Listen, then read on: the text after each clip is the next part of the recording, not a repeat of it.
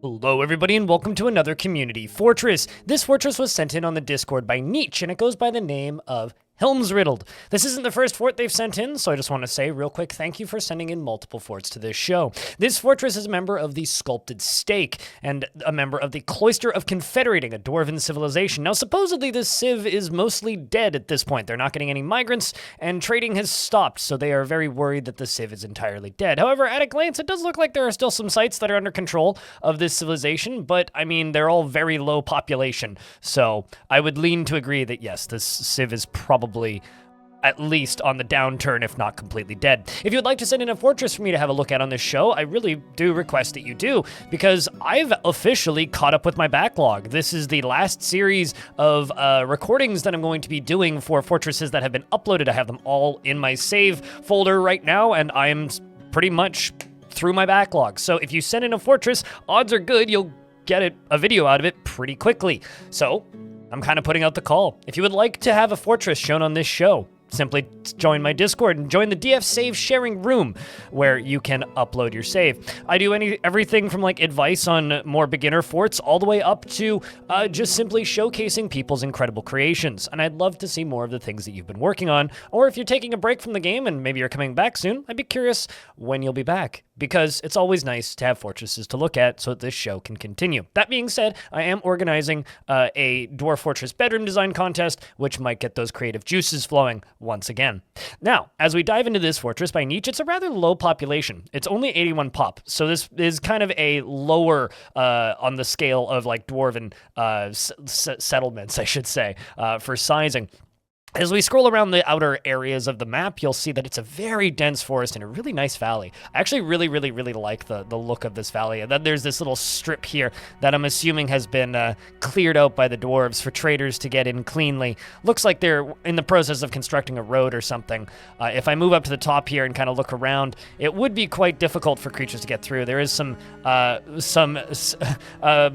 like remains of fighting once happened right there. But I love the tree variety in here. It's absolutely gorgeous. Something that I've always been enamored by with Dwarf Fortress, with tile sets on and also in ASCII mode as well. It looks like they did a reveal all DF command before sending the save file over, but even in the with the detail in the grasses here, it's just everything is just so busy and dense looking, and I've always loved that about Dwarf Fortress. All right, let's start to slide down and have a look at this fortress now, shall we?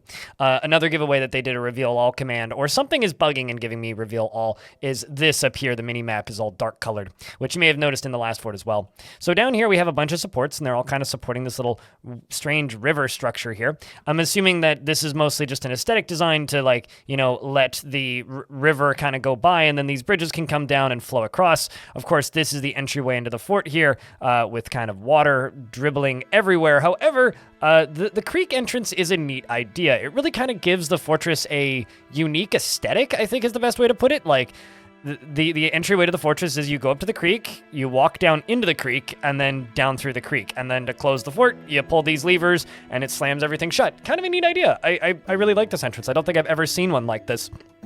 But as for the front door itself, there's also this little space right here, which has glass on top of it, and then this little structure above it. This glass structure is to let light down in around these iron pillars so that the bees can get light and so that they can grow above ground crops. Now, keep in mind, if you want to build something like this yourself, you don't actually have to use glass, just any flooring works. So as long as you have dirt beneath the ground where grass is growing and you can grow above ground crops, as long as you have flooring over top of it, it'll grow just fine. The game still considers that to be outdoors. So, we can now move down and into the fortress itself, nicely surrounded by claystone block walls. And then maybe my favorite feature of the fortress is right here. So this is kind of like a little drain. Now, I'm assuming the water is mostly coming from the sides of the creek up here and then flowing down and in. Because there is some water down here and a set of drains. So I really like this. I mean, if you let this fortress run long enough, eventually you'd have trees popping up in here and stuff, and I think that would be a really neat little terrarium design. Although, granted, you'd need to run the fort probably for several years in order for that to happen. Down here is the little trade depot, and then there's a few more ramps that just kind of go down to this cavern layer here. which then goes to this, which is just, entrance for cavern dwellers, of course, and anybody else who comes in from the cavern layers. A very dwarfy construction I much appreciate. And then as we move back up into the fortress itself, we can then move this way into the civilian entrance. Some storage here close by to the trading depot, as well as two sides for dwarves to spot things coming in. And then if I hit Z, of course, we can see barracks. Of course, easy access for the barracks to attack any invaders that may be coming in. And then my second favorite feature of this fortress, this other water feature here. So this is all coming from up here in the aquifer. If I turn on the dig tool, you can actually see where the aquifer is, because like I said, they did the reveal all command, so we can see exactly where the aquifer flows. It's actually really interesting kind of seeing the different patterns in the aquifer, right? And also noticing that, oh, look at these, the little ore veins don't have the aquifer in them. But anyway, so the aquifer comes from these 4 spots in the corner, and they dribble down into this, which then flows off the map here. Bit of a shame, because I personally would be abusing the heck out of this for power. I would have water wheels or something in it, but it seems to just kind of be flowing off the map with no real purpose aside from flowing off the map. Of course, it's also acting as a drain for this side, so, there probably would be quite a bit of flow in that, but this is where the fortress really begins to highlight itself. We have this beautiful little library here, the Rough Palace, and then over here on the left side, we have a collection of guild halls with a beautiful central guild. And they actually said that they took inspiration from previous forts shown on this show to build this Surgeon's Guild right above the hospital, which is, of course, this beautiful marble structure, which is a beautiful white color, completely filled with everything a hospital could possibly need, including stockpiles of extra parts and such. So very well set up hospital. There's also a small well right here with water kind of going down and up into the well. Looking at this well, how is that not overflowing? Shouldn't water be like bubbling out of there? I'm a little confused, because water should level. Like, that should be full of water. And there's nothing really stopping the flow there. Curious.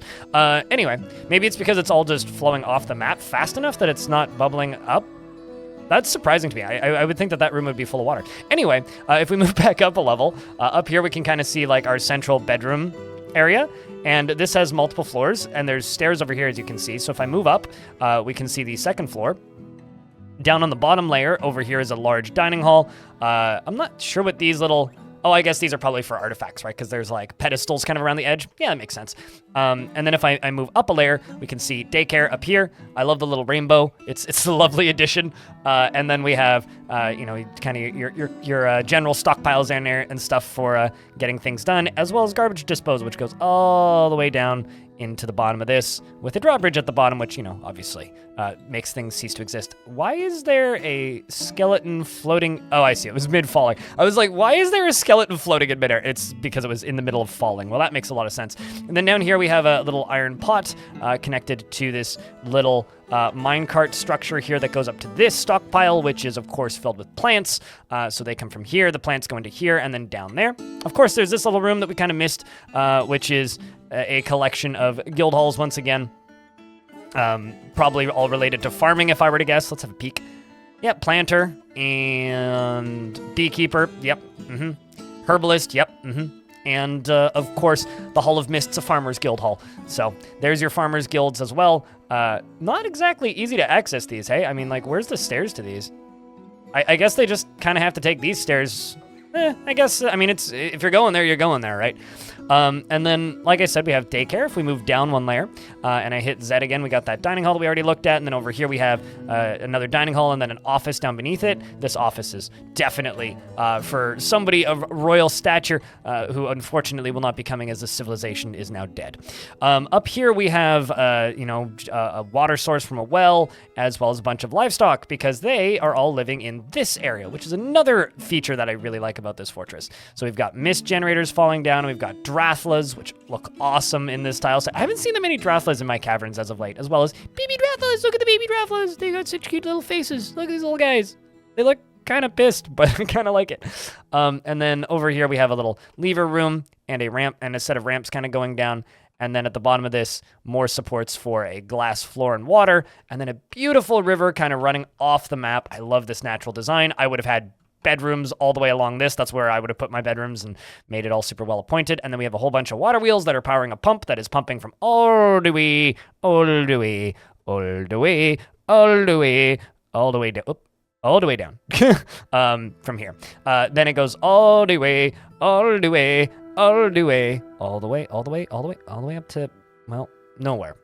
So I guess they never really finished where they were going to put the lava there, but there is a lava pump there. Then as we move down, things kind of just go down to about here. There's a stack of tombs in the middle, and then it's just this little ramp that kind of goes down to the bottom side here with just the pump on the side. Aside from that, that's pretty much it for constructions, really. I mean, there's this little stairwell that kind of goes down and a few places that have been mined out for materials, as you expect from this kind of affair. And then once it gets down to the third cavern layer, it just digs down into the lava, where, you know, they kind of dug around and had some fun. All that being said, though, this is a really neat little fortress. It's always sad when dwarven civilizations die, but just note that, like, you can always bring them back to life, even if it feels futile, by just simply building. Also, there is kind of some constructions along this little river. I just realized there's these bedrooms. Well, interesting. I didn't see those on first pass. Cool.